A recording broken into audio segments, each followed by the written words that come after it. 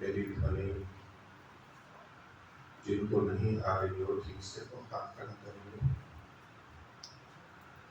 ठीक है, संतोष जी।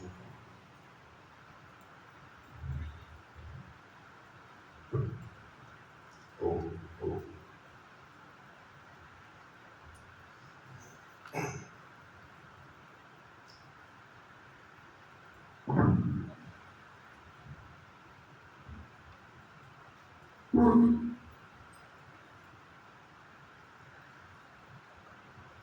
आरंभ करेंगे।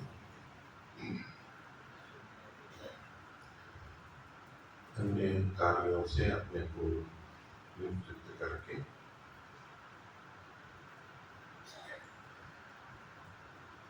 नेत्र कोमलता से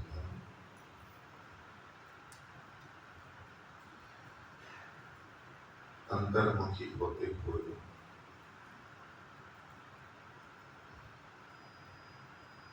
स्व की अनुभूति पर केंद्रित होंगे। स्व की माँ की अपने की जो अनुभूति है अंदर, उस पर केंद्रित होंगे।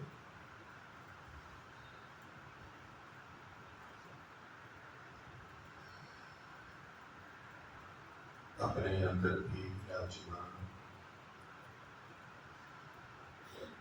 परम पिता परमात्मा के साथ निकटता और आत्मीयता का भाव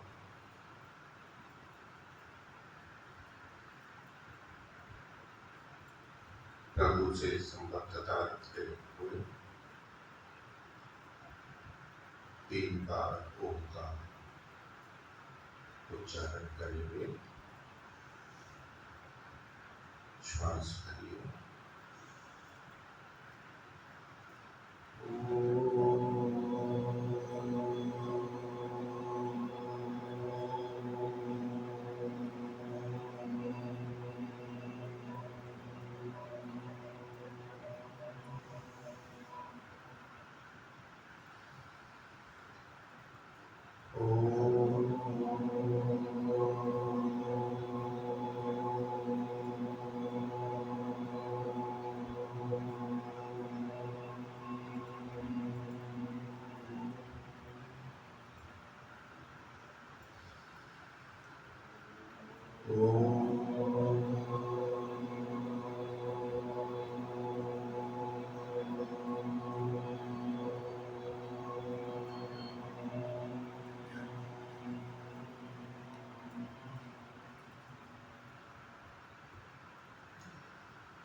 आंतरिक रूप से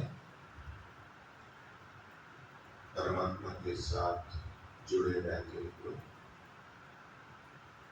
नेत्रों को धीरे से खोल देंगे और आगे की चर्चा परिचर्चा का श्रवण चिंतन विचार करेंगे। सायंकालीन सत्र में उपस्थित आदर के योग्य समस्त विद्वज्जन, सम्मान के योग्य समाज के अधिकारीगण और सभी सदस्यगण, धर्म प्रेमी सज्जनों, माताओं और बहनों, आत्मा के संदर्भ में कुछ बातें कल रखी। स्वयं को अनुभव तो हम बहुत बाल्यावस्था से करने लगे। जिस समय हमारे पास वाणी भी ना हो, हम कुछ भाषा नहीं समझते और कुछ नहीं समझते, लेकिन हम सुख दुख को अनुभव करने लगते हैं।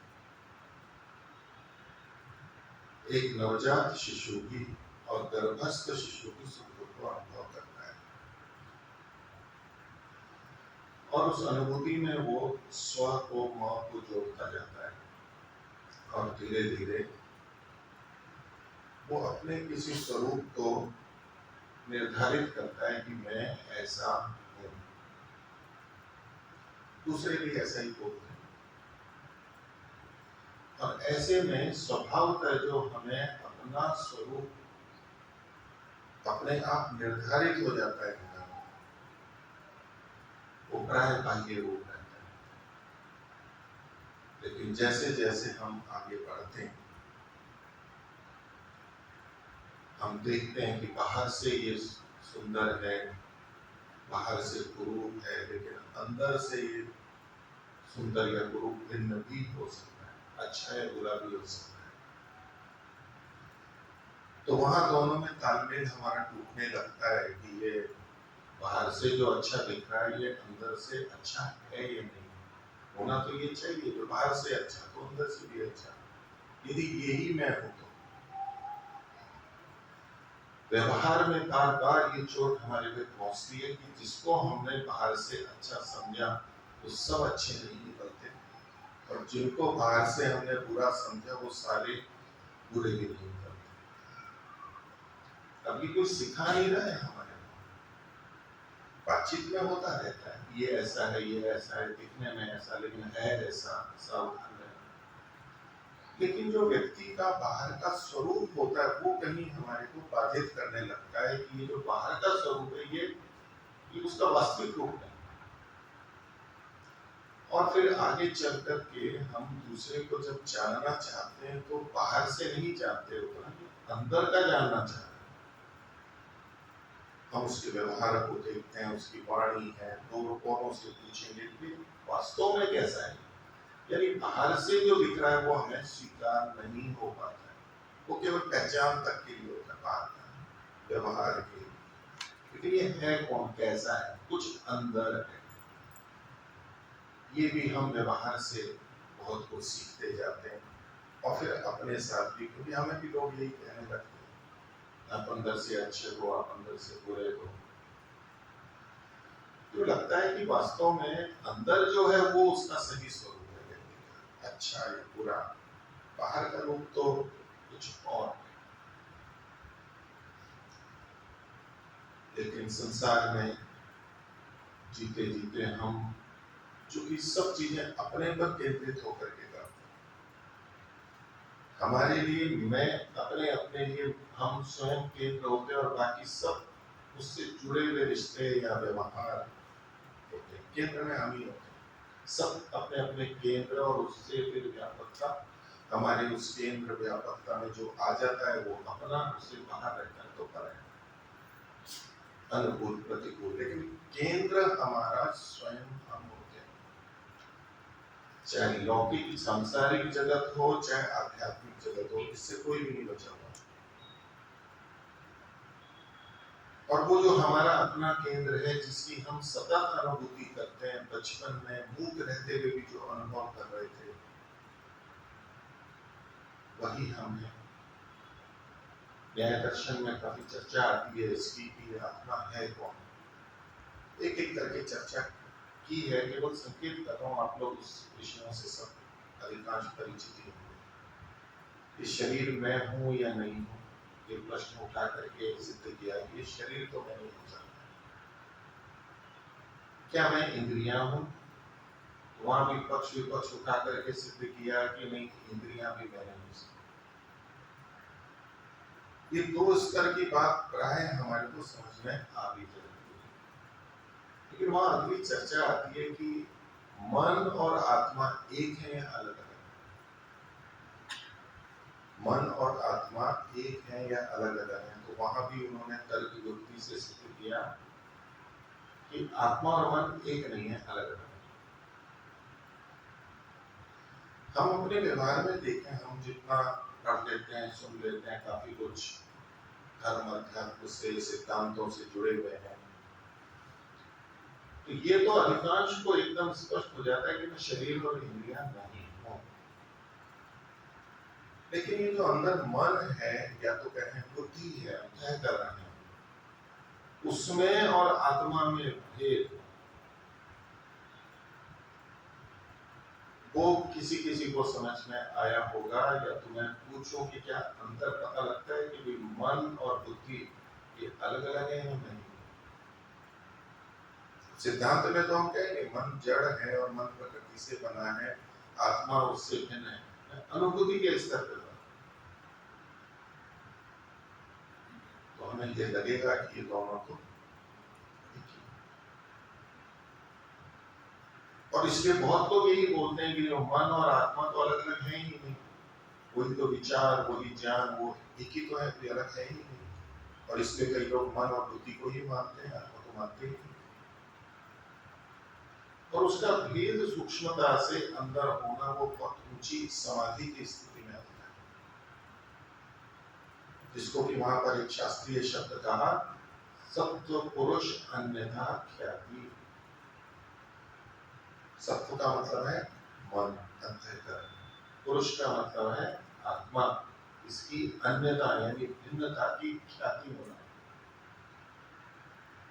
समझ होना, तो बहुत ऊंची स्थिति है। तो जहां वो प्रत्यक्ष ऐसे अनुभव करना है जैसे कि हम सोच लेते हैं कि ये मैं शरीर तो नहीं हो सकता हूँ, ये पक्का है। इंद्रियों पे हो सकता है हमारे में से कईयों ने विचार न किया हो, या इंद्रियों को भी शरीर ही मान करके कह रहे हो, लेकिन शरीर और मैं भिन्न भिन्न है, ये तो भेद है। तो वो जो भेद है वो बड़ा कठिन और आगे का है, लेकिन ये चर्चा का विषय होता है। तो जब हम अपने पे केंद्रित होकर स्व की अनुभूति कर रहे हैं हम, लेकिन ये मैं स्व क्या हूँ, कैसा हूँ, उसके लिए क्या हितकर और क्या अहितकर है, यही ज्ञान हमें बंधन के लिए भी कारण बनता है अगर अनुचित और अविद्या युक्त हो, और यही हमारी मुक्ति का भी कारण बनता है यदि ये विद्या युक्त हो। केवल परमात्मा को जान करके कोई मुक्त नहीं हो सकता। परमात्मा को कितना भी जान लिया और अपने को नहीं जाना तो वो व्यक्ति मुक्त नहीं हो सकता। केवल परमात्मा के गुणों को देखते गए, परमात्मा ऐसा, वो ऐसा, वो ऐसा।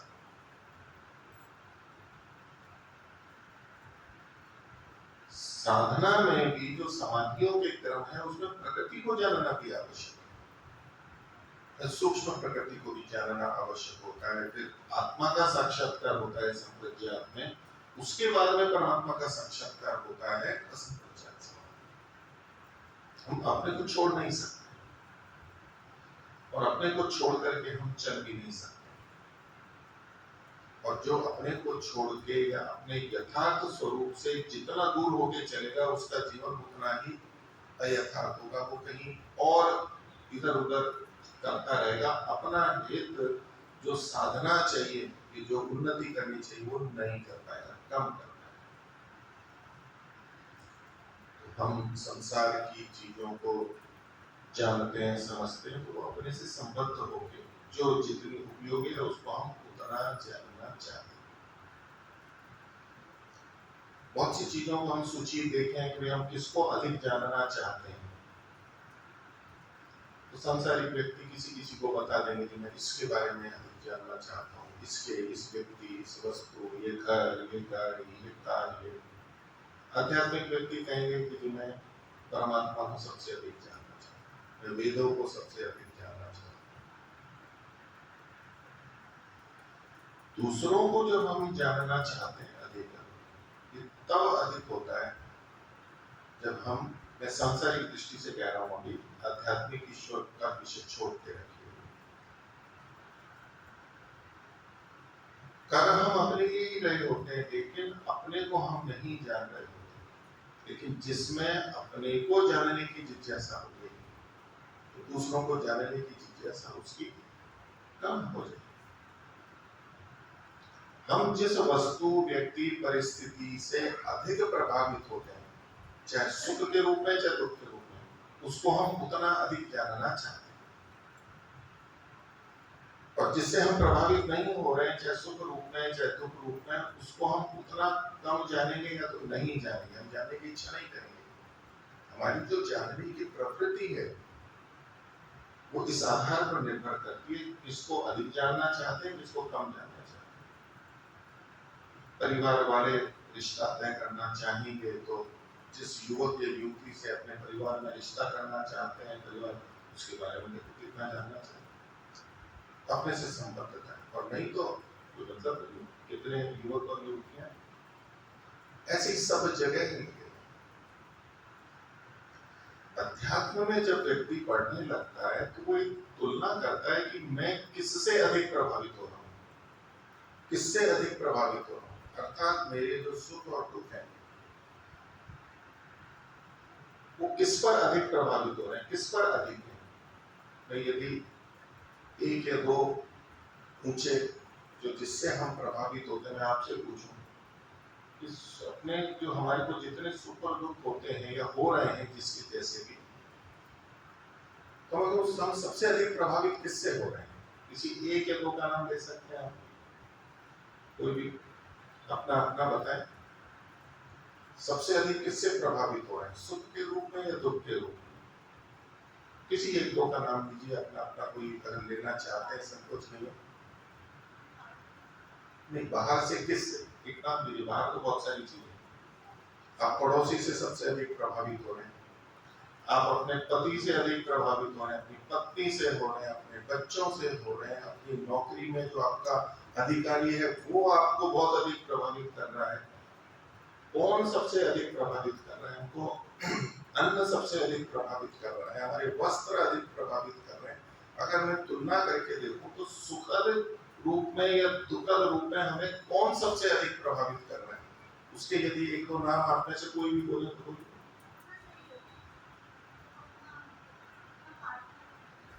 मेरे को आपकी आवाज पूरी स्पष्ट नहीं आ रही है। अपना पार्टनर मतलब पति या पत्नी, वो सबसे अधिक प्रभावित करता है। वो सुखद और दुखद दोनों हो सकते हैं। ठीक है, आपने एक नाम लिया, और कोई बताए जो आपका अनुभव है, शास्त्र को नहीं बोल रहे हैं। अपने जीवन में अभी मेरी वास्तविकता क्या है, मैं सबसे अधिक प्रभावित किससे हूँ?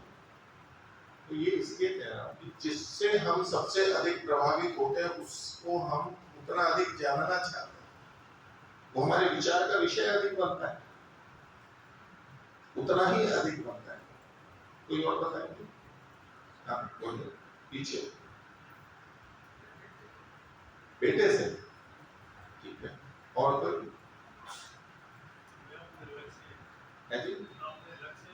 लक्ष्य से अधिक प्रभावित होते हैं। वो लक्ष्य क्या है? मोक्ष। मोक्ष से सबसे अधिक प्रभावित होते हैं। और मोक्ष के बारे में सबसे अधिक जानना चाहेंगे?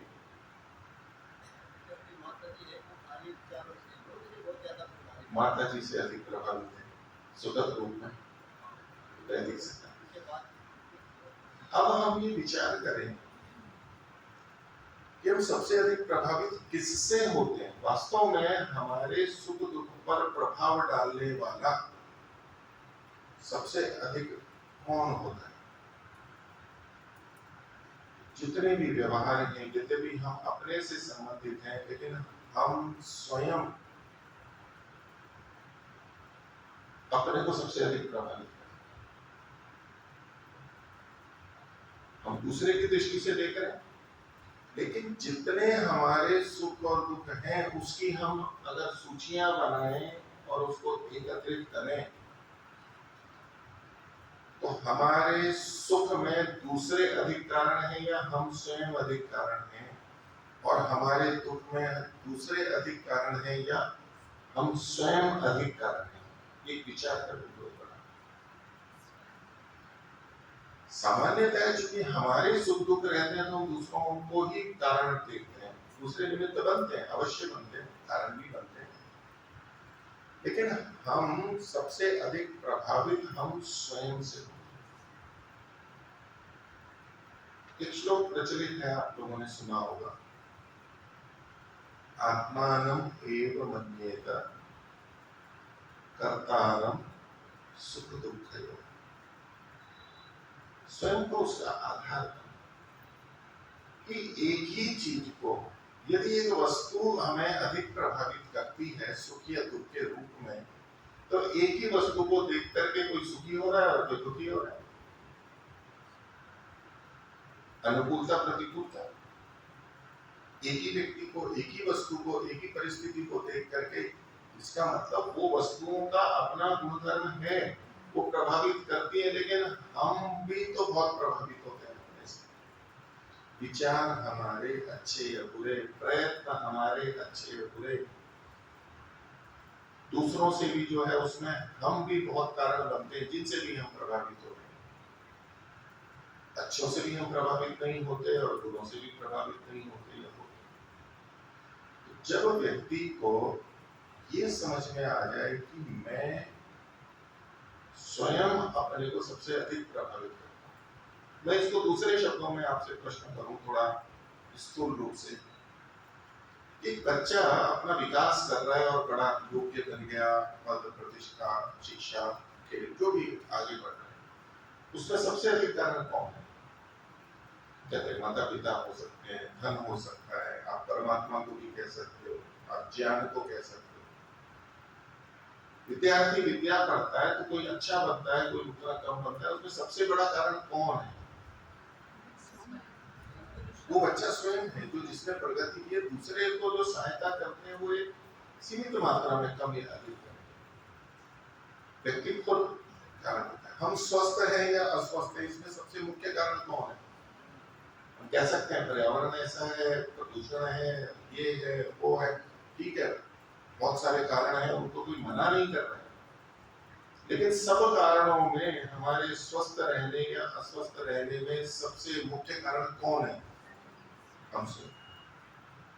तो जैसे बच्चे की उन्नति में वो सबसे मुख्य कारण होता है हमारे स्वस्थ रहने अस्वस्थ रहने में, ऐसे ही हमारे सुखी और दुखी रहने में सबसे मुख्य कारण हम स्वयं होते हैं। दूसरे भी होते हैं, लेकिन तुलना करेंगे तो हम स्वयं।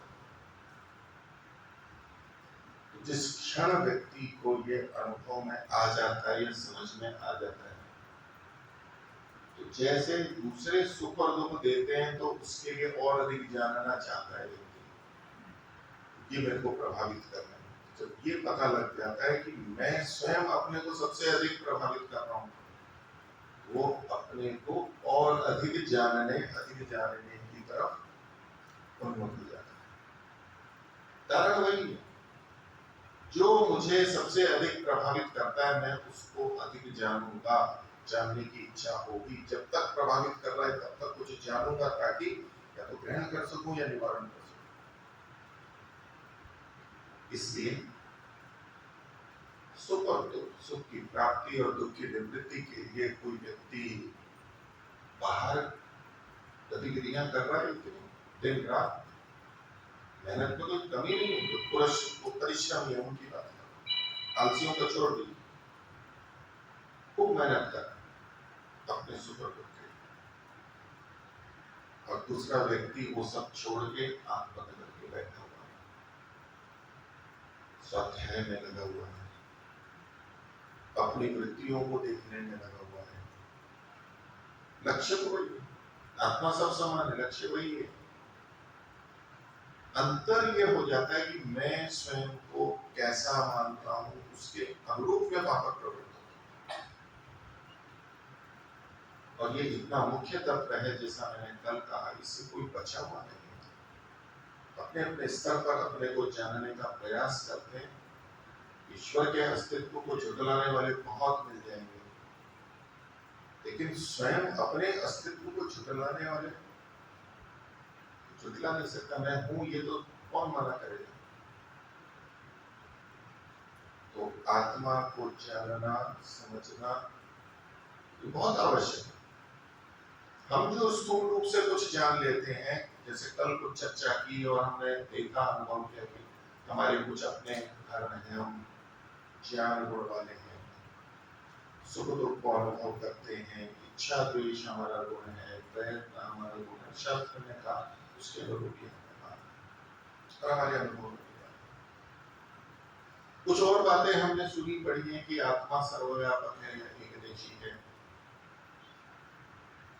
तो एकदेशी है हमें भी प्रतीत होता है, शास्त्र में भी कहा, कुछ लोग सर्वव्यापक भी मानते हैं आत्मा को, उनको अलग छोड़ दिया। और मैं हूं, अगर छोटा सा मैं हूं तो मैं बना कैसे हूं, एक स्वाभाविक प्रश्न आता है। शरीर है तो बच्चा पूछता है ना कि मैं कहां से आया हूं, मैं कैसे आ गया, तो शरीर की दृष्टि से पूछता है। लेकिन जब आगे शरीर को छोड़ के आत्म तत्व है तो वहां भी प्रश्न है, आ कहां से गया, कैसे बन गया, जैसे दूसरी वस्तु हम शास्त्र आदि के और अन्य तरह की युक्तियों से करते हैं कि नहीं मैं उत्पन्न नहीं हुआ, मैं नित्य हूँ, मैं नष्ट नहीं होता, अनादि हूँ, अनंत हूँ, काल की दृष्टि से अपरिवर्तनशील हूँ, नष्ट नहीं होने वाला इत्यादि इत्यादि, ये सब चीजें कुछ हमने अपने बारे में जान ली। अब जो और अपने को जानना होता है, इसमें और बातें जो हैं, जो गुण थे उनसे संबंधित वो प्रश्न भी आ चुका है। ये जो हम कहते हैं कि ज्ञान गुण है, मैं जानता हूं, इसी तरह से इच्छा और द्वेष या तो प्रीति या प्रीति में करता हूं, सुख दुख की अनुभूति करता हूं और प्रयत्न करता हूं, ये जो इतने गुण हैं, अथवा और भी जो गुण है, चेतन है, सत है, एकदेशी है, नित्य है, अजर अमर इत्यादि, ये मेरे यानी आत्मा के अपने गुण हैं, ये दूसरे के गुण। गुणों की जब चर्चा होती है, किसी वस्तु को जानने के लिए उसके गुण ही देखते हैं, उसके कर्म देखते हैं, उसके गुण देखते हैं। हम कहते हैं कपड़े को जानना है तो क्या करते हैं, हम कपड़े को देखते हैं, कपड़े को पकड़ते हैं, उसको हाथों में देखते हैं कैसा है, आँख से देखते हैं, यूं देखते हैं, परीक्षण करते हैं। गुण ही तो जानते हैं, पतला है, मोटा है, चिकना है, हल्का है, भारी है, खिंचने वाला है, रंग कैसा है, अर्थात हम गुणों से ही दूसरे को जानते हैं। वस्तु को जानना गुणों के माध्यम से और कहीं कर्मों से भी होता है। तो जब हम अपने को जानने के प्रयास में हैं, यानी आत्मा को, तो गुणों के माध्यम से जानते हैं। तो किसी भी वस्तु के गुण होते हैं तो उसके अपने भी होते हैं और दूसरों से भी लाए हुए होते हैं, ये हम लोग में देखते हैं।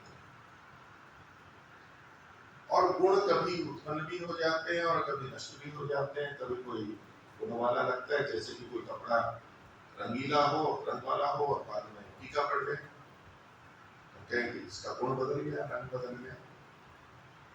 कोई वस्तु पहले सुगंधित है, सड़ गई तो दुर्गंधित हो गई, गुण बदल गए, खट्टे से मीठा हो गया, रंग हरे से पीला हो गया। ऐसे की जो गुणों के परिवर्तन हैं, वस्तु तो वही है, आम तो वही है, केला तो वही है।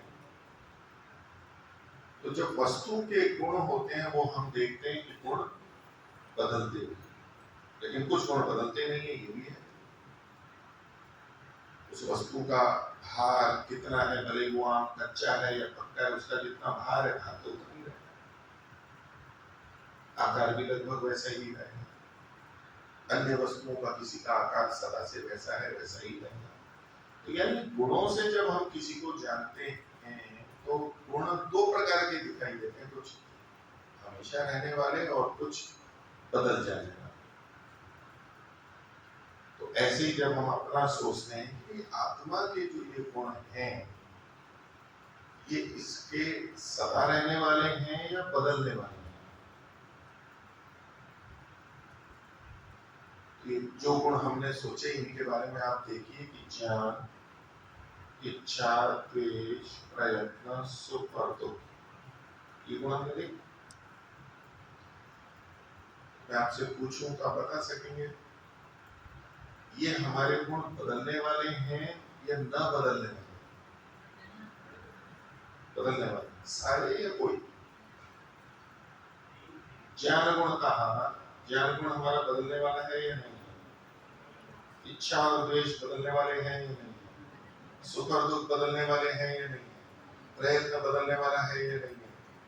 ये बदलने वाले, हमारी अनुभूति तो यही कहती है, ये हमारे बदलने वाले। किसी को स्थिर लगते हैं तो बताइए, आप तीन कह रहे हैं, स्थिर है या तीन बदलने वाले? थोड़ा जोर से बोलिए, तीन बदलने वाले हैं। इनमें से तीन नैमित्तिक है, तीन स्वाभाविक है और तीन नैमित्तिक। अब देखिए दो शब्द आए, एक स्वाभाविक और नैमित्तिक। अभी मैं इन शब्दों पे नहीं आया हूँ, इसको भी मैं आगे दे रहा हूँ। अभी मैंने क्या बिंदु रखा है, बदलने वाले और न बदलने वाले। मैंने स्वाभाविक नैमित्तिक शब्द का प्रयोग अभी नहीं किया है, इस पे भी आएंगे, इनमें थोड़ा भेद है, थोड़ा समझते हैं इस बात को। हमारा जो संसार से संपर्क है, प्रत्यक्ष है, मैं उसको लेते हुए आगे की तरफ बढ़ रहा हूँ कि हम किसी भी वस्तु को देखते हैं तो उसके कुछ गुण बदलने वाले होते हैं और कुछ ना बदलने वाले होते हैं, ये दोनों देखे जाते हैं, इसमें कोई संदेह नहीं। अब ये बात जो कि हम आत्मा को जानने के संदर्भ में आगे बढ़ रहे हैं, तो ये जो गुण बताए गए, चैन, सुख दुख, इच्छा, क्लेश, प्रयत्न और ज्ञान, ये मेरे बदलने वाले हैं या नहीं बदलने वाले हैं? तो आप सबने कहा कि बदलने वाले हैं, कोई ऐसा है जो कहेगा कि ना बदलने वाले हैं? नहीं, पहले केवल अभी सामान्य रूप से नहीं बदलने वाले हैं। अच्छा, इनमें से कौन सा नहीं बदलता है? अब देखिए, मेरे प्रश्न की शैली थोड़ी ऐसी होती है कि मैं जो पूछूंगा तो मैं उत्तर तो कुछ और ले लूंगा और वास्तव में कुछ और होगा, मैं उसका करना। तो इन्होंने कहा कि नहीं, ये नहीं बदलने वाला। अच्छा, क्या नहीं बदलता? क्या नहीं बदलता? ज्ञान बदलता है, नहीं बदलता है? नहीं बदलता है। तो हम जो पुस्तक पढ़ते हैं, स्वाध्याय करते हैं, उससे हमारा ज्ञान तो मिलता है, लेकिन ज्ञान बदलता तो नहीं। हमारा ज्ञान, देखो संदर्भ है, हमारा ज्ञान ये विचार करेंगे, ये स्वाभाविक और नैमित्तिक शब्द से बोल रहे हैं कि स्वाभाविक ज्ञान तो नहीं बदलेगा और नैमित्तिक ज्ञान बदलेगा, इस पर भी आते हैं। लेकिन ज्ञान तो बदलता है ना हमारा, कभी हम किसी को अच्छा मानते हैं, कभी बुरा भी मान लेते हैं, तो हमारा उसके प्रति ज्ञान बदल गया, ज्ञान बदल जाता है ना। हम किसी को पत्थर समझने लगे, वो हीरा था, ज्ञान बदल जाता है, तो फिर व्यवहार भी बदलता है हमारा, उससे बदलेगा। तो ज्ञान तो बदलता रहता है हमारा, बढ़ता भी रहता है और बदलता भी रहता है, दोनों। जैसे सुबह उठ करके हम उठते हैं, बैठते हैं, चलते हैं दिन भर, तो जो हम नया नया देखते हैं, तो नया नया ज्ञान हमारा बढ़ता है या नहीं बढ़ता है? बढ़ता है। सुनते हैं, करते हैं, सतत ज्ञान हो रहा है, प्रत्यक्ष ज्ञान हो रहा है, उसकी तो कोई सीमा ही नहीं कितना ज्ञान है। अभी इतने लोग बैठे हैं, ये ज्ञान नया आया ना हमारे अंदर, ये बढ़ा ना। और जो भी हमारे, कभी मैं थोड़ी बात, तो हम ये विचार कर रहे हैं कि जैसे वस्तुओं के कुछ गुण बदलते हैं और कुछ नहीं बदलते, ऐसे हमारे भी कुछ गुण बदलते हैं और कुछ नहीं बदलते हैं। तो ये जो मैंने गुण बोले, सुख दुख, इच्छा, द्वेष, प्रयत्न और ज्ञान, इनके लिए तो आपने कहा कि ये बदलते हैं, इसमें कुछ अंश में है कि भाई ये नहीं बदलते, उस पर भी विचार करेंगे। क्या हम कुछ ऐसे गुण बता सकते हैं जो आत्मा के नहीं बदलते? कुछ गुण मैंने पीछे बोले भी थे, आप लोग स्वाध्यायशील हैं, आप लोग बता ही सकते हैं कि आत्मा सत है, सत्ता है उसकी, वो कभी बदलेगी नहीं? बदलेगी। एक देशी है, वो कभी बदलेगा नहीं? बदलेगा। अजर शब्द उन्होंने बोला कि बूढ़ा नहीं होता तो अजर ही रहता है। अमर है, कभी मरता नहीं है, कभी बदलता नहीं है, मरता नहीं है। चेतन है, चेतन हमेशा बना रहेगा। तो इन कुछ गुणों के बारे में हमें ये समझ में आता है कि ये बदलने वाले नहीं हैं।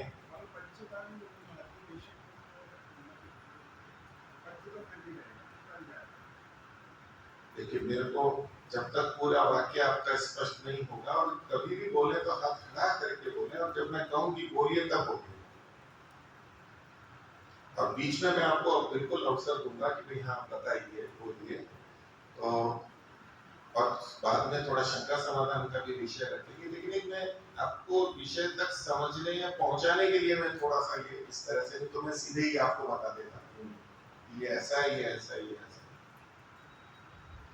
ये जो कुछ गुण हैं आत्मा के, जिनके लिए हम ये विश्वास कर सकते हैं कि ये बदलते नहीं। एक सिद्धांत हम और समझते हैं कि दो तरह की वस्तुएं होती हैं, नित्य होती हैं और अनित्य, दो प्रकार की। नित्य का मतलब जो न उत्पन्न होता है न नष्ट होता है, और अनित्य मतलब जो उत्पन्न होता है, नष्ट होता है। दो तरह की वस्तुएं होती हैं। तो नित्य वस्तुओं में हम तीन चीजों को मानते हैं, ईश्वर, जीव और प्रकृति, मूल प्रकृति। और अनित्य वस्तुओं में हम मानते हैं जो मूल प्रकृति से बना हुआ कार्य जगत, कार्य प्रकृति जो वो उसके जितने भी पदार्थ हैं वो सब अनित्य हैं। तो इसके साथ साथ एक सिद्धांत जोड़ा जाता है कि नित्य वस्तुओं के गुण, नित्य वस्तुओं के गुण नित्य होते हैं और अनित्य वस्तुओं के गुण अनित्य होते हैं।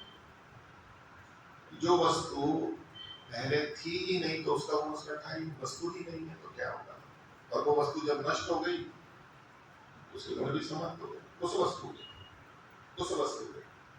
और जो वस्तु न उत्पन्न होती है न नष्ट होती है उसके जो गुण हैं वो नित्य होते हैं। नित्य वस्तु के गुण नित्य होते हैं और अनित्य वस्तु के गुण अनित्य होते हैं। अब ये जो अनित्यता है ये उन गुणों की है जो जिस वस्तु के जब तक वो वस्तु रहती है, यावत द्रव्य भावी, जब तक वो द्रव्य तब तक उसमें रहते हैं। तो एक दृष्टि से हमें आएगा कि आत्मा चूंकि नित्य है इसलिए आत्मा के जितने गुण हैं वो नित्य होने चाहिए या अनित्य होने चाहिए। नित्य होने चाहिए, विचारने की बात है। अभी मैं और आगे बिल्कुल रखूंगा, अभी तो एक आपको सिद्धांत रख रहा हूँ। एक पहले मैंने बात बोली, आपने कहा कि नहीं तो बदलने वाले हैं। एक तरफ कहा कि आत्मा नित्य है तो आत्मा के जितने गुण हैं वो भी नित्य होने चाहिए। अब जो कोई भी वस्तु है जिसके अपने गुण होते हुए भी वो उसमें बदलाव हो सकता है। उदाहरण के लिए लेते हैं, मैं आत्मा पे आऊंगा कि जल का उष्ण होना, जल गर्म होता है हमारा प्रत्यक्ष, जल ठंडा भी रहता है। जल में जो उष्णता है, ये उष्ण गुण उसमें मिल रहा है, ये उसका अपना है या दूसरे का है? उसका अपना है या दूसरे का है? दूसरे का। जब अग्नि का संपर्क होता है जैसे सूर्य का, वैसे भौतिक तत्व, तो हम ये स्वीकार करते हैं कि किसी वस्तु में जो गुण दिखाई दे रहा है वो उसका अपना भी हो सकता है और दूसरे का भी उसमें आ सकता है।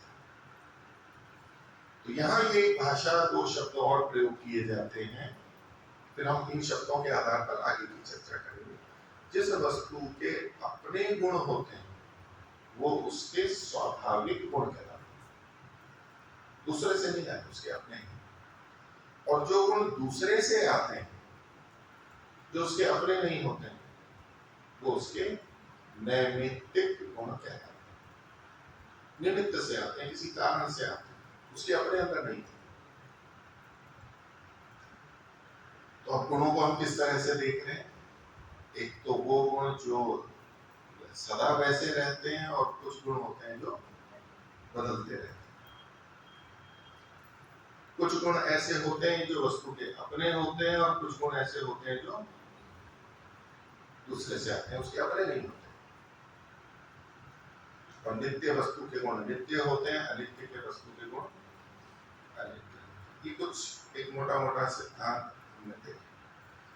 अब आत्मा के ऊपर प्रश्न आता है जो कि उन्होंने कल प्रश्न भी रखा कि ये जो सुख दुख इच्छा द्वेष प्रयत्न और ज्ञान, ये जो पांच हैं, तो हमने पहली दृष्टि से देखा कि ये हमारे बदलते रहते हैं, एक जैसे नहीं रहते। लेकिन ये गुण चूंकि आत्मा के हैं तो आत्मा नित्य है, तो आत्मा के नित्य वस्तुओं के गुण कैसे होते हैं? नित्य होते हैं। तो ये गुण आत्मा के कैसे होने चाहिए? नित्य होने चाहिए। ये गुण आत्मा के नित्य होने चाहिए, उस सिद्धांत की दृष्टि से ये आएगा। और स्वाभाविक और नैमित्तिक दृष्टि से जब हम विचार करें तो ये जो आत्मा के गुण हैं, ये जो अभी हम बोल रहे हैं सुख दुख इच्छा द्वेष और प्रयत्न, ये आत्मा के स्वाभाविक हैं या नैमित्तिक? स्वाभाविक हैं या नैमित्तिक? ये विचार करें, इस पर हम चर्चा करेंगे।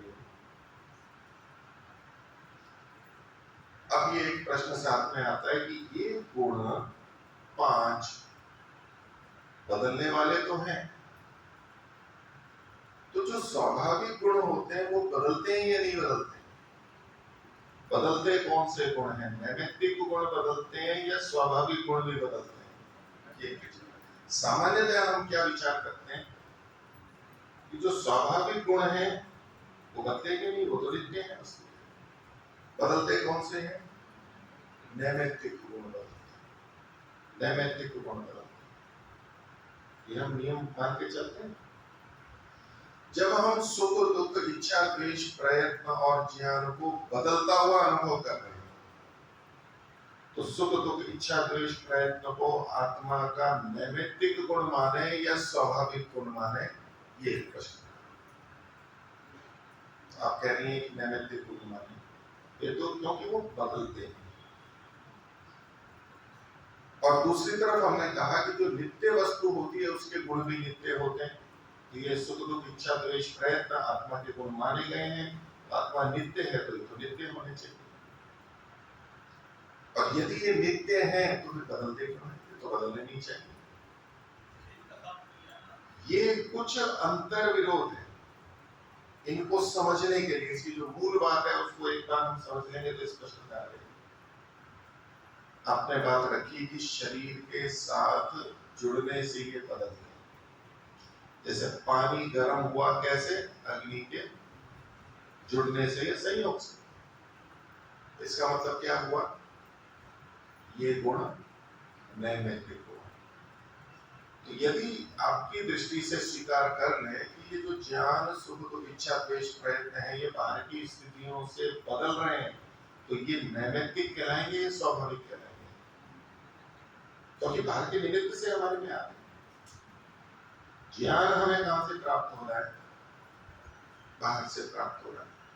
सुख और दुख कहां से प्राप्त हो रहे हैं? बाहर से प्राप्त हो रहे हैं। इच्छा और द्वेष हमारे कैसे बदल रहे हैं? बाहर से बदल रहे हैं। किसी ने कुछ व्यवहार किया तो प्रीति भी हो गई, कुछ व्यवहार किया तो द्वेष भी हो गई। और जो हमारे प्रयत्न है कि मुझे यहाँ चल के जाना है, अब ये थोड़ा गड्ढा है तो थोड़ा इधर होकर के जाना है, ये जो हम हमारे प्रयत्नों में भिन्नता होती है। प्रयत्न अंदर होता है लेकिन बाहर भी कर्म के रूप में दिखाई देता है हमें। ये जो भिन्नता है वो किस आधार पे है? पूरी निमित्तों के आधार पर। हम पैदल चल रहे हैं तो पैर से चलेंगे, साइकिल पे हैं तो पैर अलग ढंग से चलेंगे, और गाड़ी में चला रहे हैं तो पैर अलग ढंग से चलेंगे, एक जैसे थोड़ा चलेंगे। प्रयत्न तो सब जगह हो रहा है। तो ये जो प्रयत्न की भिन्नता है उसमें कारण क्या है? निमित्त है कि मैं पैदल चल रहा हूँ या साइकिल से चल रहा हूँ या मोटरसाइकिल से या कार से। तो निमित्त के कारण से तो बदल रहा है। तो ये एक विचार का बिंदु है, ये बड़ा सैद्धांतिक विषय भी है कि सुख दुख इच्छा द्वेष और प्रयत्न ये हमारे स्वाभाविक गुण हैं या नैमित्तिक गुण हैं, और उसके आधार पर हमें देखना होगा। मैं और सैद्धांतिक चर्चा करूं, ये इतने बड़े विषय हैं, बड़े बड़े सिद्धांत हैं, दर्शन हैं दूसरों के। कहते हैं कि आत्मा को तो निर्विकार कहा गया, अपरिणमनशील कहा गया, तभी तो वो नित्य है। यदि वो विकारी होता, परिवर्तनशील होता तो नित्य नहीं हो सकता।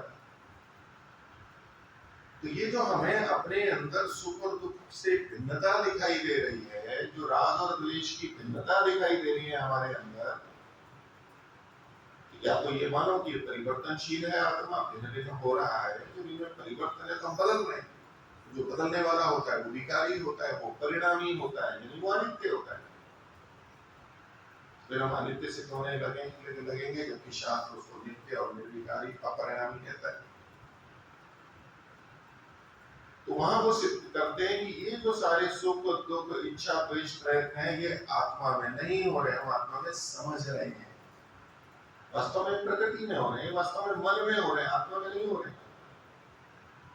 ना आत्मा में सुख है, ना आत्मा में दुख है, ना आत्मा का प्रयत्न है, ये सब प्रकृति में हो रहे हैं। हम अध्यारोप कर रहे हैं, मान रहे हैं, अपने पे हमने कोड़ लिया है उसको। और इस सिद्धांत को लेकर के कितने लोग काम करते हैं, कितना अध्यात्म है, यही समझाने में लगे रहते हैं। लेकिन प्रश्न वहां भी आएगा कि यदि ये सब सुख और दुख और ज्ञान ये सब चित्त में मन में ही हो रहे हैं, हम इससे अछूते हैं, कि चित्त और ये अनुभव कैसे कर रहा है, सुख और दुख की अनुभूति जड़ कैसे कर रहा है। तब यदि आत्मा में माने तो ये सब परिवर्तन हो रहा है, तो आत्मा परिवर्तनशील है, परिणामी है, फिर नित्य कैसे हो। एक व्यापक प्रश्न, बड़ा प्रश्न। तो वापस आते हैं, ये सुख दुख इच्छा द्वेष और प्रयत्न जो कि हमारे गुण हैं, शास्त्र में गए और हम अनुभव करते, मना नहीं कर सकते हम इसको। मेरा प्रयत्न है, मेरा सुख है, मेरा दुख है, मेरी इच्छा है, मेरा द्वेष है, मेरा ज्ञान है, अनुभूति के स्तर पर किसी अन्य से नहीं पता लग रहा है, हमारे स्वयं को पता लग रहा है ये गुण क्या है। अब मैं आपके प्रश्न करता हूँ, पूछता हूँ, जो आप कुछ कहना चाह रहे थे इसी बिंदु पे रहेंगे, हम और बिंदु पे नहीं जाएंगे मेरी आत्मा के, इस विषय को मैं और आगे बढ़ाऊंगा। हाँ, आप बताइए, आप क्या कह रहे थे। ज्ञान के दो भाग होते हैं। ये क्या होता है कि एक तो नैतिक ज्ञान जो मैं अर्जित करता हूँ, हाँ, दूसरा केवल मात्र इतना ज्ञान, इस ज्ञान को अर्जित करने वाला मैं हूँ। हाँ, केवल मात्र इतना जो ज्ञान है ये मेरा स्वाभाविक ज्ञान। इन्होंने ज्ञान के संदर्भ में इन्होंने एक बात रखी कि अभी हमने जो ये देखा कि ज्ञान तो बदलता रहता है हमारा, जो बदलता है, और ये नैमित्तिक ज्ञान है, तो क्या हमारा कोई स्वाभाविक ज्ञान भी है, ये सब कुछ नैमित्तिक ज्ञान भी है। तो इन्होंने एक बात रखी जो कि प्राय कही जाती है, सुनी जाती है, पीछे चर्चाएं चली होंगी, यहाँ सब होती रहती हैं चर्चाएं ऐसी, कि जितना बाकी सब है हम पढ़ करके ये सब करते हैं, लेकिन जो मैं की अनुभूति है हमारे को, वो हमारा स्वाभाविक ज्ञान है। यही कहना है, केवल इतना सा हम बहुत कुछ जानते हैं, और उसकी तुलना में मैं की जो अनुभूति है वो बहुत थोड़ी सी है। मैं की जो अनुभूति है ये आत्मा का स्वाभाविक है, और जो बाकी ज्ञान है वो हमारा सारा नैमित्तिक है। अब ये नैमित्तिक में क्या क्या आ जाएगा, चाहे हमने पुस्तकों को पढ़ के प्राप्त किया, किसी को सुन करके प्राप्त किया, अथवा हमने देख करके प्राप्त किया, इसको भी नैमित्तिक कहेंगे, सुन करके, छू के, अर्थात इंद्रियों से जो हमने ज्ञान प्राप्त किया वो सारा का सारा नैमित्तिक ज्ञान। इंद्रियों से हम बाहर की इंद्रियां ही ग्रहण करेंगे, अंदर की इंद्रियां भी ग्रहण कर लेनी चाहिए। बाह्य 5 ज्ञानेंद्रियां ही ग्रहण करेंगे, अंदर की इंद्रियां भी ग्रहण कर लेनी चाहिए, अंदर की भी कर लेनी चाहिए। ये जो मैं की अनुभूति है, ये हम किसी साधन से करते हैं या बिना साधन के करते हैं, ये भी आपने सुना होगा। ये जो मैं की अनुभूति है ये हम कैसे करते हैं, साधनों से करते हैं या बिना साधन के करते हैं। अभी हमने सोचा कि नैमित्तिक ज्ञान किसे कहते हैं, जो दूसरों से प्राप्त होता है, एक बाहर से प्राप्त होता है, दूसरे व्यक्ति चेतन से प्राप्त होता है, या पुस्तकों से, या बाहर से प्राप्त होता है, तो ठीक है, बिल्कुल नैमित्तिक ज्ञान। अब अगली बात मैंने ये कही कि भाई बाहर की इंद्रियों से जो ज्ञान प्राप्त करते हैं, क्या अंदर की इंद्रियों से जो हम ज्ञान प्राप्त करते हैं किसी दूसरे से नहीं करते। बाहर से भी जो हम ज्ञान प्राप्त करते हैं वो 2 प्रकार का होता है, हम दूसरों से भी प्राप्त करते हैं और बिना दूसरों के भी हम प्राप्त करते हैं। दोनों तरह का ज्ञान हुआ ना हमारा। दूसरों से मतलब दूसरों का कहा सुना, लिखा हुआ, सुना हुआ, और उसके अलावा हमें ना किसी ने बोला ना बताया, उसके बिना भी तो हम ज्ञान प्राप्त करते हैं जो दूसरों ने नहीं दिया। ऐसा ज्ञान है ना हमारा। हाँ है ना, मैं यहाँ बैठा हूँ, ये ज्ञान आपको कैसे हो रहा है, किसी ने बताया क्या आपको कि मैं यहाँ पर बैठा हूँ, या आप बैठे, मेरे को किसने बताया कि आप यहाँ बैठे, हमने स्वयं ने जाना। तो नैमित्तिक ज्ञान का एक अर्थ हम करते हैं कि दूसरों से जो ज्ञान प्राप्त होता है वो तो है ही नैमित्तिक, लेकिन जो ज्ञान हम दूसरों से प्राप्त नहीं करते लेकिन हम स्वयं प्राप्त करते हैं, लेकिन इंद्रियों से प्राप्त करते हैं, वो भी नैमित्तिक में आता है। जैसा कि आपने भी कहा, जो हमने ध्वनि सुनी, पंखे की हवा आ रही है, मेरे को पता लग रहा है ध्वनि में चल रहा है, तो ये जो हमें ज्ञान प्राप्त हुआ ये हमारा अपना स्वाभाविक अंदर से था, या तो इंद्रियों के माध्यम से आया, तो इंद्रियों के माध्यम से। तो जो नैमित्तिक ज्ञान होता है उसको हम दो भागों में बांटते हैं, एक तो दूसरे के द्वारा, यद्यपि वो भी इंद्रियों के माध्यम से आएगा, एक दूसरों के बिना केवल स्वयं से इंद्रियों से जो हमारा जाना हुआ है वो ज्ञान। दो भेद होंगे लेकिन दोनों नैमित्तिक में चले गए, कारण ये निमित्त से प्राप्त हो। अब बात है कि ये जो मैं हूँ, ये जो ज्ञान है ये हमें कैसे प्राप्त हुआ, किसी दूसरे ने तो दिया नहीं है हमें, ये पता है। उस दृष्टि से तो ये नैमित्तिक नहीं है।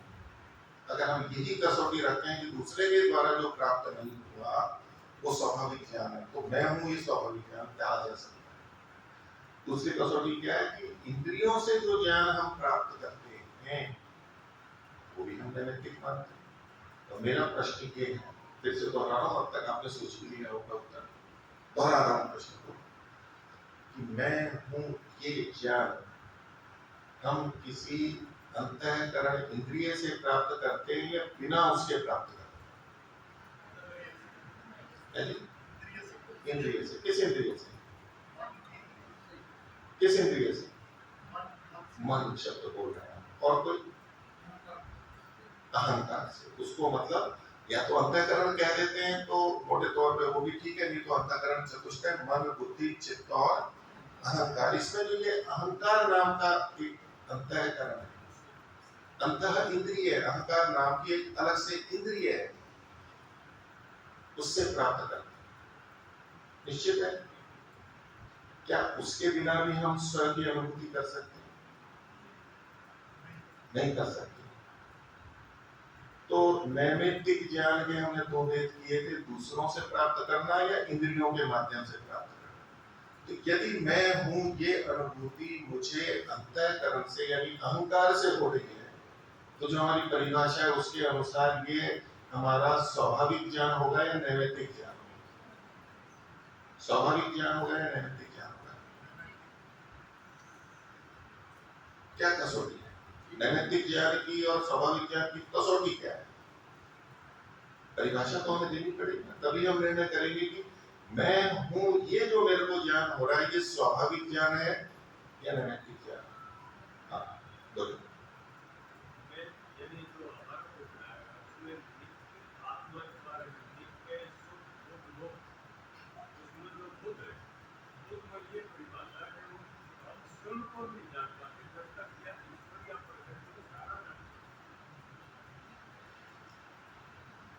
नित्य शुद्ध बुद्ध मुक्त स्वभावत्वादी सूत्र है सांख्य का, उसको ये उद्धृत करते हैं। तो उसमें बुद्ध है जानने वाला, जान चुका है वो या जानने वाला? दो बातें हैं, इस बिंदु पे मैं आ रहा हूं तभी ये विषय स्पष्ट होगा। इन्होंने ज्ञान से संबंधित बात रखी। मैं दो बात आपसे पूछता हूं। एक तो मैंने पहले पूछा था कि जो हमारा ज्ञान है वो बदलने वाला है या नहीं, तो बदलने वाला है। स्वाभाविक और नैमित्तिक की दृष्टि से आया कि हम इंद्रियों से जानते हैं, लेकिन यहाँ एक प्रश्न है कि जो हमारी जानने की सामर्थ्य है, जानने की जो क्षमता है, भले ही मैं नेत्र से देख रहा हूं लेकिन नेत्र से जो रूप को जान रहा हूं, वो जो मेरे को रूप को जानने की सामर्थ्य है वो किसकी है? सुन शब्द को, रस को, या जितना भी हम कुछ जानते हैं उस जानने की जो सामर्थ्य है वो किसकी है? वो आत्मा की है और वो स्वाभाविक है। ये जो है वो बुद्ध शब्द से कहा गया कि आत्मा जानने के स्वभाव वाला है। ये चेतन शब्द का ही अर्थ है, चेतन की लक्षण ही है ये, जिसमें जानने की सामर्थ्य। तो जब हम ये चर्चा करते हैं कि ज्ञान आत्मा का स्वाभाविक गुण है या नैमित्तिक गुण है, तो उसमें ये अंतर रखना चाहिए, एक ज्ञान गुण है और एक जानने की सामर्थ्य है, दो अलग अलग बातें। मैं पूछूं कि आत्मा रूप को जानने की सामर्थ्य रखता है या नहीं रखता है? रखता है। क्या इसका ये मतलब है कि आत्मा में रूप गुण भी है? नहीं कह सकते। रूप गुण को जानने की सामर्थ्य एक अलग बात है और रूप गुण एक अलग बात है। रूप गुण रूपवान वस्तुओं में होगा और रूप को जानने की सामर्थ्य आत्मा में हो सकती है, लेकिन हम ये नहीं कह सकते कि रूप को जानने की सामर्थ्य इसका मतलब है आत्मा में भी रूप गुण नहीं, ये नहीं कह सकते। आत्मा तो अरूप है, रूप नहीं है उसमें। जैसे ये बात हमें समझ में आती है, ऐसे ही ज्ञान गुण, ज्ञान जानने की सामर्थ्य हमारी है वो स्वाभाविक है, लेकिन जो ज्ञान है वो नैमित्तिक है। लेकिन जब हम ये कहते हैं कि ज्ञान गुण आत्मा का स्वाभाविक है और नैमित्तिक है, तो हम इस भेद को किए बिना सोच रहे होते हैं, तो कभी उसी में उलझन, जो मैंने कई प्रश्न और उलझने बताई कि अंतर विरोध बताया, वहां जाकर के तो वो भेद हो गए। जानने की जो सामर्थ्य है जो कि बुद्ध शब्द से और एक है ज्ञान। तो ज्ञान जो हमारा है वो तो सारा नैमित्तिक है, या तो दूसरों से मिला है या उपकरणों से हमने जाना है। लेकिन जो जानने की सामर्थ्य है वो स्वाभाविक है और वो नित्य है, और वो नित्य आत्मा का नित्य गुण है, कभी भी समाप्त ना होने वाला है, कभी भी नहीं घटती। इंद्रियों के सामर्थ्य भेद से हमारे जानने की सामर्थ्य में भेद दिखाई देगा। नेत्र कमजोर और अधिक होते हैं, दूरबीन से देख रहे हैं, उससे आत्मा की जो जानने की सामर्थ्य है उसमें कोई भेद नहीं आता है। उपकरणों के भेद से हम अधिक सुन सकते हैं, कम सुन सकते हैं, ज्यादा सुन सकते हैं, वो भेद आएगा, लेकिन आत्मा की सामर्थ्य नहीं बदलती। शरीर के भेद से, इंद्रियों का भेद होने से अलग अलग शरीरों में अलग अलग सामर्थ्य प्रतीत होती है। उसका ये मतलब नहीं होता कि आत्मा की सामर्थ्य बदल गई है। अंततः अंदर की सामर्थ्य वही है, इंद्रियों के भेद से हमारी सामर्थ्य बदल गई। ये तो हुआ ज्ञान। अब ले लेते हैं हम इच्छा और अनिच्छा, इच्छा और द्वेष। हम देखते हैं कि इच्छा और अनिच्छा हमारी विभिन्न स्थितियों परिस्थितियों के अनुसार बनती रहती है, हटती रहती है और बदलती रहती है। ये निमित्त से हो रही है, इसके इच्छा और द्वेष भी नैमित्तिक है।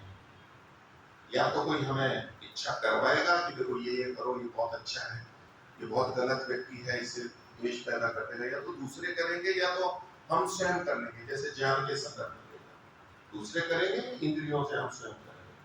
इच्छा और द्वेष हमारा जितना भी है, जो स्वरूप हमारे को बाहर का होता है, वो निमित्त के ऊपर निर्भर करता है। एक दुकान पर जो भोजन या मिठाई है, हम उसी में से कुछ चुन करके ले लेते हैं, लेकिन अगर कोई दूसरी दुकान में और 4-5 मिठाई या खाने के पदार्थ हो तो हम कह देते हैं ये ले लो।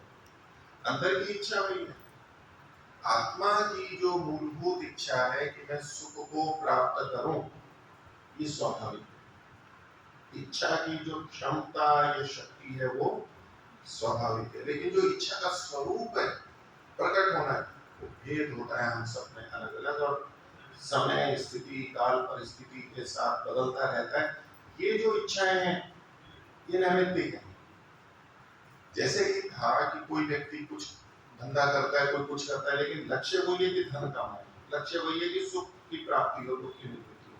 तो अंदर से जो हमारी इच्छा है कि मैं सुख को प्राप्त करूं और दुख मेरे को न रहे, ये जो मूलभूत इच्छा है ये स्वाभाविक।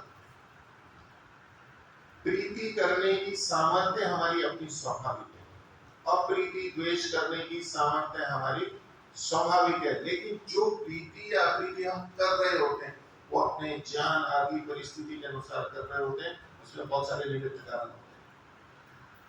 तो हमारी इच्छा या द्वेष, प्रीति या अप्रीति जब हम कहेंगे स्वाभाविक है या नैमित्तिक है, तो इच्छा और द्वेष करने की जो मूल सामर्थ्य है वो हमारी स्वाभाविक चेतन का लक्षण। लेकिन जितनी इच्छाएं हैं वो स्वाभाविक नहीं है, अस्वाभाविक भी होती हैं, अविद्या के कारण भी होती हैं, कृत्रिम भी होती हैं, और अनिच्छाएं भी ऐसी होती हैं। सही भी हो सकती हैं, गलत भी हो सकती हैं। ज्ञान, इच्छा, द्वेष, बस इसी शैली पे प्रयत्न को ले लेंगे। जो मूल प्रयत्न का गुण है वो हमारा स्वाभाविक है। हम सुखदायी या प्रिय चीज को पाने के लिए प्रयत्न करेंगे, और दुखदायी दुख के साधन को हटाने का प्रयत्न करेंगे, या जो कुछ भी प्रभावित नहीं करते उसके लिए प्रयत्न नहीं करेंगे। प्रयत्न करने की जो सामर्थ्य है आत्मा की, वो स्वाभाविक। लेकिन जो हमारे विभिन्न प्रयत्न दिखाई दे रहे हैं बाहर क्रिया के रूप में भी जो आ गए हैं, वो निमित्त से, जब जैसी परिस्थिति होती है उसके अनुसार हम प्रयत्न करते हैं। ये होता है प्रयत्न, वो नैमित्तिक है। और ये जो नैमित्तिक है, इनके बदलने से आत्मा की नित्यता पे कोई प्रभाव नहीं आता। आत्मा की जो अपनी शक्ति सामर्थ्य है वो तो यथावत ही है। ऐसे ही सुख और दुख को देखें। सुख को ग्रहण करने की जो सामर्थ्य है वो आत्मा की मूलभूत है, चेतन का लक्षण है, अनादि अनंत नित्य की नित्य सदा रहने वाली है। लेकिन जो हम सुख अनुभव करते हैं अलग अलग, वो अलग अलग निमित्तों से होता है, कम या अधिक होता है, कभी हट जाता है, कभी आ जाता है। ये सब नैमित्तिक स्वाभाविक नहीं। सुख ग्रहण करने की सामर्थ्य स्वाभाविक, लेकिन जो सुख और हमारे को कम और ज्यादा हो रहे हैं ये सारे नैमित्तिक हैं। तो नैमित्तिक हम परिभाषा कर चुके हैं, वही उसी के आधार है। और यही बात दुख पे आएगी कि दुख को ग्रहण करने की आत्मा की सामर्थ्य स्वाभाविक है, नित्य है, वो कभी हटेगी नहीं। लेकिन जितने दुख हमें आ रहे हैं वो किसी न किसी निमित्त से आ रहे हैं, चाहे बाहर का निमित्त है चाहे अंदर का निमित्त है निमित्त, वो सब का सब नैमित्तिक है।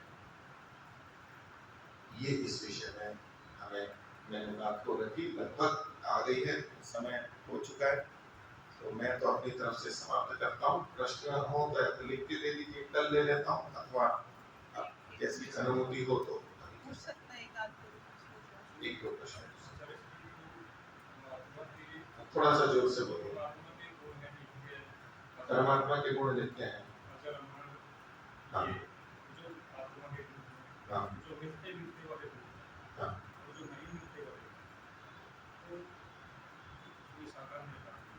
ये साकार निराकार, दोनों निराकार। देखो इस प्रश्न पे अभी हम नहीं आते। आत्मा का साकार निराकार ये बिंदु अलग से विस्तृत है और बहुत प्रचलन में भी है। इस पे तो हमारे वहाँ बहुत गोष्ठियाँ हो चुकी है, बहुत विस्तृत विषय है, कितनी गोष्ठियाँ हुई हैं, कुछ क्यों साकार और निराकार है, आप वीडियो पे सुन लेना ये विषय। अभी देखिए इन्हीं पे केंद्रित है। सुख दुख इच्छा द्वेष और प्रयत्न ये हमारे स्वाभाविक हैं या नैमित्तिक हैं इत्यादि जो ये प्रश्न है, बदलते हैं नहीं बदलते हैं, केवल इतने तक संबंधित प्रश्न लिखिए, बाकी में आगे विषय और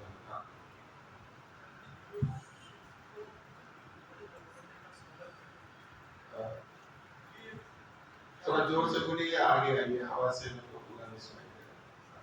तो आपने बताया सुख को ग्रहण करने का सामर्थ्य, हाँ ये स्वाभाविक है, ये स्वाभाविक है। ये किसी जैसे ज्ञान आदि गुण के अंदर ही आ गया या अलग है? हाँ, ये एक प्रश्न वैशेषिक दर्शन में भी उठा है। इनका प्रश्न ये है कि एक तो है ज्ञान गुण, हमारा ज्ञान को ग्रहण करने की सामर्थ्य है, और एक है सुख और दुख को ग्रहण करने की सामर्थ्य।